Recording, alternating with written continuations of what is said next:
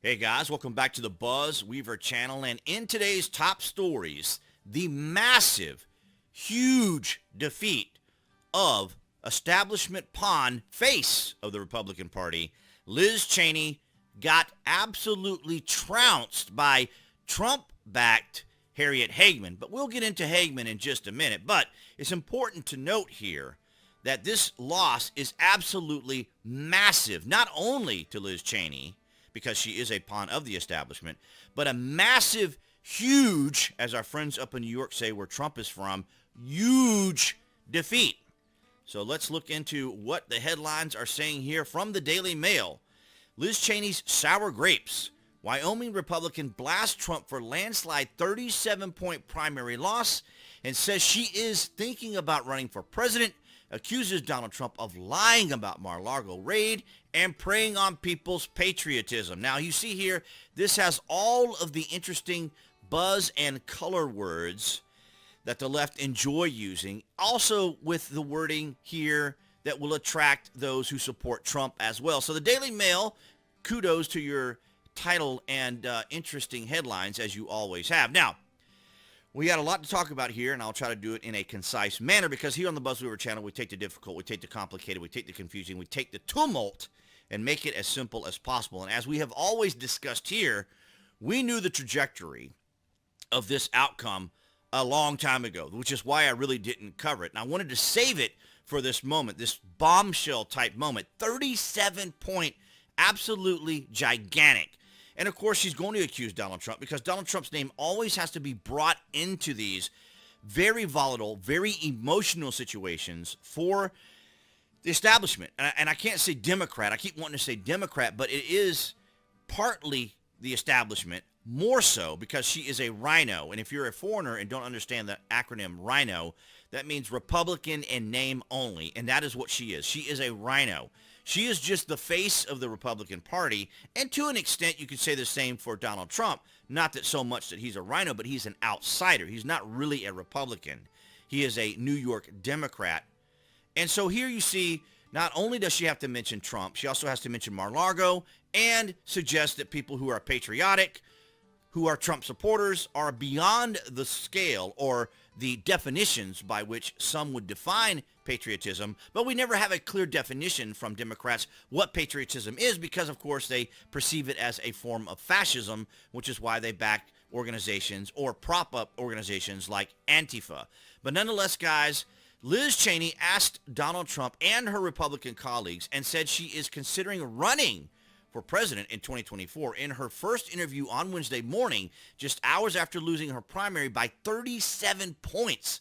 The defeated GOP representative said the U.S. is facing its biggest challenge since the Civil War. Wow.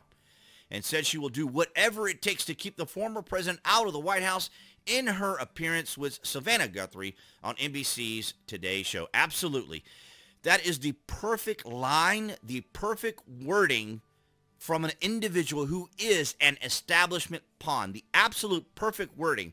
Her idea of being able to run for president is based on the premise that, like Joe Biden, the establishment was able to insert him as their surrogate. And she is, by these very words, clearly a pawn of the establishment because of the wording that she is saying here, and, of course, including Donald Trump. And she is the face there on the January 6th committee, playing her role perfectly as a pawn.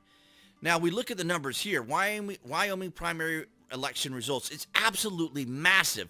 66.3% of the vote. Now, you have to keep in mind here, the reason these individuals are called representatives is because they're supposed to represent the interest of their districts. Now, you could say the same thing for Alexandria Ocasio-Cortez, Ilhan Omar, and Rashida Tlaib, but maybe those women are also representing the actual ideas and concepts of their constituents because, of course, they're very cringe-worthy districts.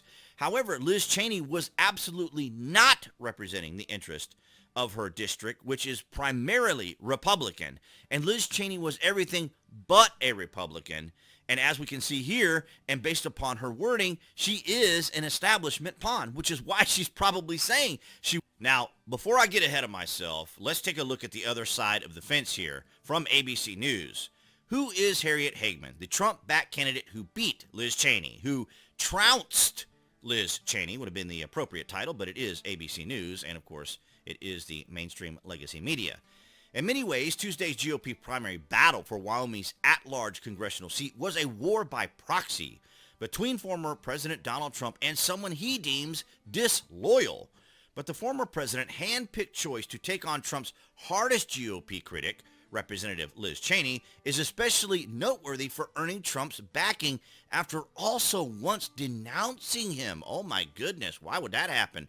Former Cheney advisor and never-Trumper Harriet Hageman has won the endorsement of the man she called the weakest candidate in 2016, joining other Republicans in attempting to undermine his nomination at the year's Republican National Convention, or at that year's Republican National Convention. So why is that?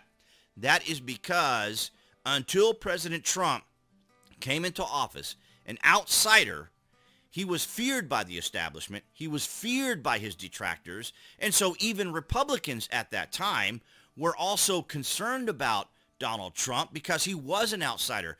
They were concerned that he wouldn't be an influence of the establishment, of the deep state, because even the Republicans are part of this establishment club. You have to understand something. Our government is like a club, and for it to function properly or within its capabilities, it has to cooperate.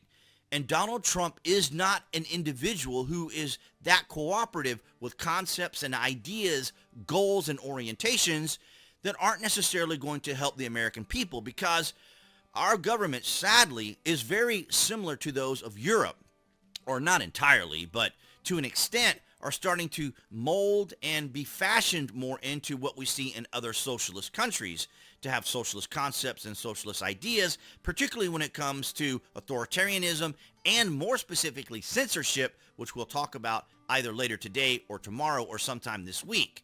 And it's absolutely extraordinary now, the change in tempo, the change in mindset that we have now here in our country, because what we have now is an individual like President Trump who has displayed that decisions and choices and goals and orientations and successes and benefits to our country and Americans can be achieved once you get the establishment out of the way.